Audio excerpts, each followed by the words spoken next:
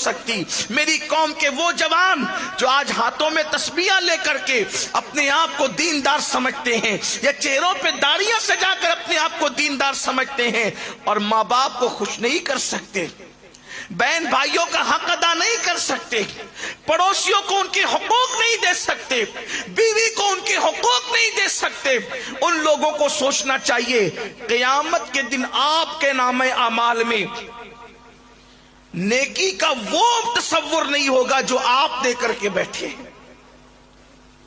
آج ایک انسان دوسرے انسان کو عزت نہیں دے رہا ہے، ایک انسان دوسرے انسان سے محبت نہیں کر رہا ہے، خود غرضی کا دورہ ہے۔ دوستیاں بھی ہوتی تو خود غرضی کے لیے، شادیاں بھی ہوتی تو خود غرضی کے لیے، شادیاں بھی خود غرضی کے لیے ہو رہی ہے۔ میرے پیارے آقا صلی اللہ علیہ وسلم کے پیارے دیوانوں، بلکہ حالت یہ ہے ایک دوسرے کے ساتھ شادی کر لی جائے، اور شادی کرنے کے بعد اگر بیوی بیمار ہو جائے، اس کی طبیعت اچھی نہ رہے، تو اس کو طلاق دینے کی بات کی جاتی ہے۔ بلکہ کبھی کبھی تو ایسا ہوتا ہے کہ سالن میں نمک زیادہ ہو جائے تو بھی طلاق دے دی جاتی ہے۔ کبھی ایسا ہوتا ہے کسی بھی بہانے سے طلاق دے دی جاتی ہے۔ گویا کہ جوانی میں اللہ اکبر گل چھرے اڑا کر کے بیویوں کو طلاق دے دی جاتی ہے، چلو دوسری کر لیں گے، دوسری کو طلاق دے کر تیسری کر لیں گے، اللہ اکبر، یعنی کسی کی زندگی سے کھلواڑ کیا جاتا ہے۔ بہت سارے جوان وہ بھی ہیں، بہت سارے جوانوں کی جوانی وہ بھی ہیں کہ اللہ اکبر اپنی ہوس کے لیے، اپنی نفسانی خواہشات کی تکمیل کے لیے کسی لڑکی کو محبت کے جھانسے میں پھنسا کر کے، محبت کے جال میں پھنسا کر کے اس سے ناجائز تعلقات قائم کیے جاتے ہیں، اور پھر اس سے زنا کر کے، اس سے بدکاری کر کے، اس کی آبرو کے ساتھ کھیل کر کے پھر اس کو چھوڑ دیا جاتا ہے، اور پھر کسی اور کے ساتھ شادی کر لی جاتی ہے۔ یعنی اس کی زندگی سے، اگر میں اپنے لہجے میں گفتگو کروں، اس کی زندگی سے کھیلا جاتا ہے، اس کی زندگی کو تباہ کیا جاتا ہے، اس کی زندگی کو برباد کیا جاتا ہے۔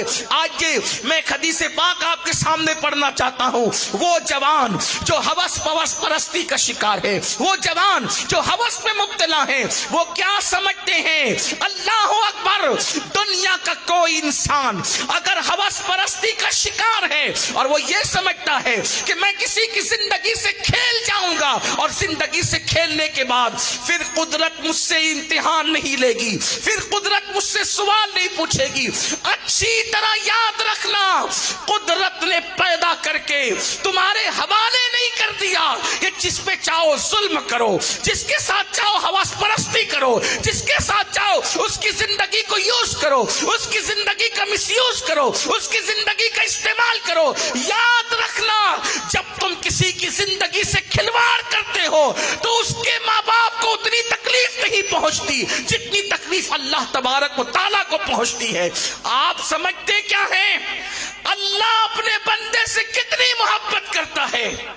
کوئی بندہ ہو، چاہے شرابی ہو، چاہے چور ہو، چاہے جواری ہو، چاہے بے نمازی ہو، اللہ کتنی محبت کرتا ہے۔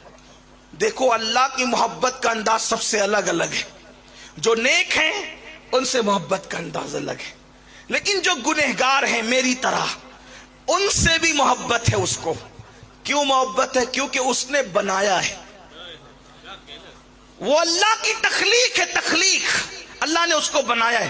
دھیان دینا، اللہ نے بنایا ہے، مطلب خالق ہے اللہ ان کا۔ کن کا؟ انسانوں کا اللہ نے بنایا ہے۔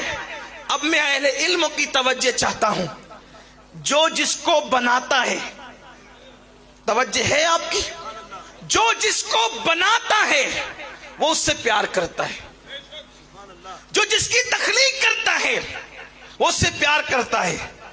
ایک شاعر جس نے شعر کی تخلیق کی ہو، ایک شاعر جس نے شعر لکھا ہو، اس کی موجودگی میں اگر کوئی پڑھنے والا شعر غلط پڑھ دے تو اندر سے اس کی روح تڑپ جاتی ہے، اس کا دل بے چین ہو جاتا ہے۔ میرے لکھے ہوئے شعر کو یہ بگاڑتا کیوں ہے؟ وہ شعر صرف غلط پڑھنے پہ تڑپ جاتا ہے۔ نادان جو شعر کی تخلیق کرے اگر پڑھنے میں بگاڑ کاٹ دیا جائے تو شاعر تڑپ جاتا ہے، اللہ تو خالق انسان ہے، اگر انسان پہ کوئی ظلم کرے تو اللہ کو کتنی اذیت ہوتی ہے۔ یہی درس انسانیت دینے کے لیے غریب نواز مدینے سے ہندوستان تشریف لائے تھے۔ ہمارے مذہب میں صرف نماز پڑھنا عبادت نہیں ہے، انسان کی عزت کرنا، انسانیت سے پیار کرنا یہ بھی عبادت ہے، بلکہ یہ بڑی عبادت ہے۔